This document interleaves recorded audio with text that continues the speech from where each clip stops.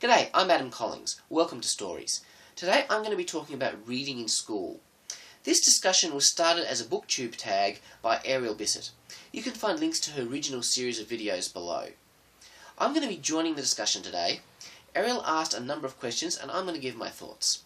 Now, school was a while ago for me. In fact, I'm attending my 20-year reunion of grade 10 later this year, so I may have to stretch the memory a bit. But let's see what I can come up with. The first set of questions relate to elementary school, or as we call it here in Australia, primary school. What techniques should teachers use to engage young readers? I think a lot of this is about book choice, providing books on subjects, characters that the kids are already interested in. My mum has an interesting idea on this one. She's a retired school teacher with a lot of experience. She noticed that my nephew would often carry around these Zac Power books. He loved them, but he couldn't actually read them because they were just a little bit beyond his level at the time. So she actually rewrote the book for him. She took the text of each page, she translated it into simpler language that was suitable for his age level, and she sticky taped these printed pages into the book. Now he can read the story at a level that he can understand and really enjoy this character that he loves. Is it the school's job to instill a love of reading? Well, yeah, absolutely. It's an important part of what they do, teaching reading. It's not just about teaching them how to read, but why to read. I think instilling a love of reading should be the goal of every teacher. But it goes beyond that. As a parent, I feel this deep sense of responsibility to instill a love of reading in my own kids and to set a good example to them. Now, my wife and I are both booktubers, so our kids see us reading books all the time. They see us making videos about books, so hopefully we're doing a pretty good job there. And it does seem that way because I'm very happy to say that both of my kids love books.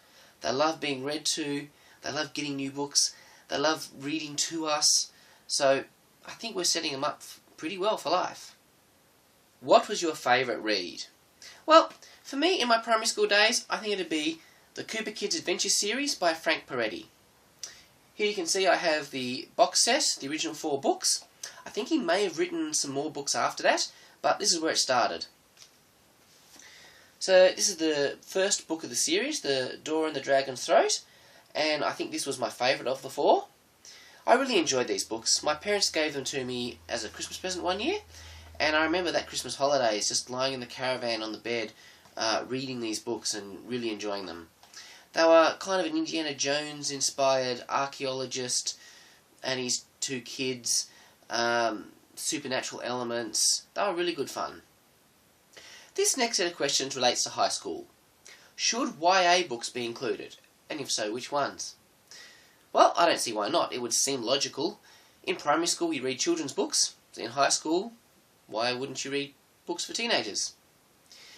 As for which ones? Well, I'm not sure I've really read widely enough in the YA genre to make too many specific recommendations. I think The Hunger Games, which theoretically I think are classed as YA, although everyone and his dog is reading them, they'd probably be a good option, that series. There's certainly a lot of interesting stuff to chew on in them, so yeah, why not?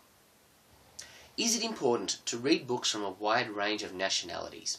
And included in this question also was the kind of concept of should we be supporting books in our own countries? And yeah, definitely. I think we should be reading Australian books, supporting Australian authors and our local fiction industry. I'm particularly passionate about this because I hope to one day join the ranks, be an Australian author myself. So I do all I can to help promote our industry, particularly the local Australian Christian fiction industry, which I'm interested in. But I think we can go even further. There's a lot of countries out there that don't speak English as their first language, and yet lots of fiction is being created in these countries. Take The Neverending Story by Michael Ende. This was originally written in German and later translated into English. This was a great book. Also a great movie. If someone hadn't taken the time to look beyond the English-speaking world, we might have missed out on one of the most iconic fantasy adventures of my childhood. What was your least favourite book in high school? Well, I'm going to be honest, I really struggled with Shakespeare in high school. In grade 10 we studied Macbeth. There's all sorts of interesting character and plot stuff going on in this play, but the language was such a barrier, particularly for me at that age, but I think even now, it's a really hard barrier for me to get past. But you know, I really don't like focusing on the negative or things that I don't like. I try not to remember things that I don't like. So I'm going to cheat a bit, and I'm going to tell you about a book that was my favourite in high school, Twice Upon a Time by Dennis Van Way.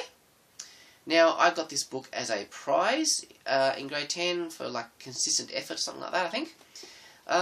This was a time travel story, and when I read the back and discovered that, I just knew that this was the book for me. I loved it. I've read it more than once. Might be time for another go. This last set of questions are about the beyond. University, the workplace, all of that. Should there be an emphasis on creative writing?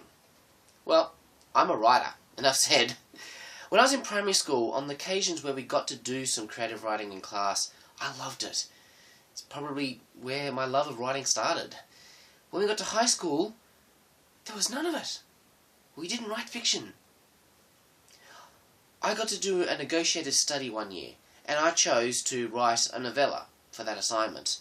That's the only occasion that we really did that. Get to grade 12, and I did a subject called Writer's Workshop.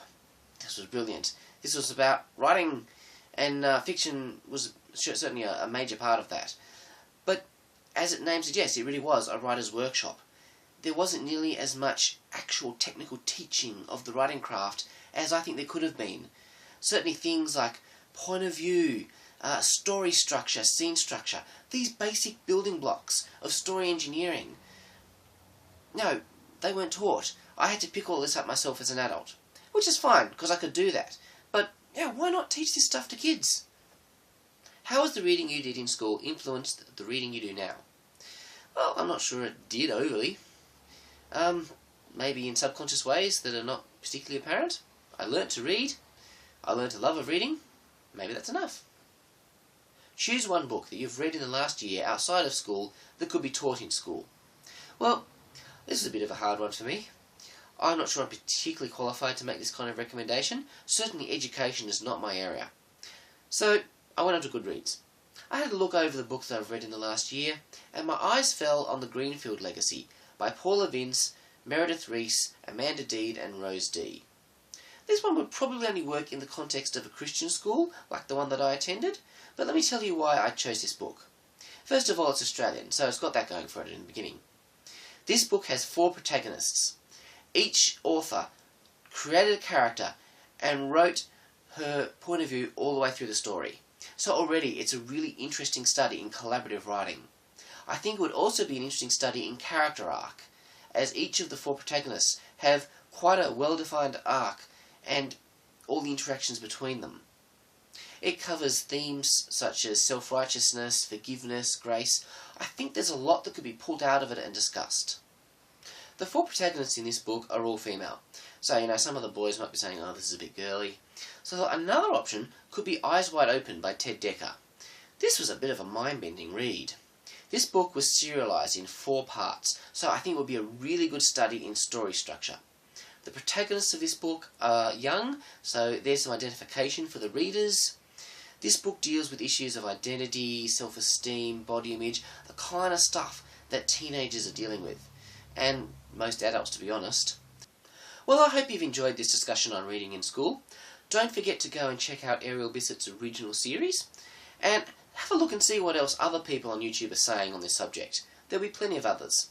I'd also like to let you know that my beautiful wife Linda has recently started her own BookTube channel, so have a look at that and check out her stuff. There'll be a link below. I'll see you next time. Catch ya!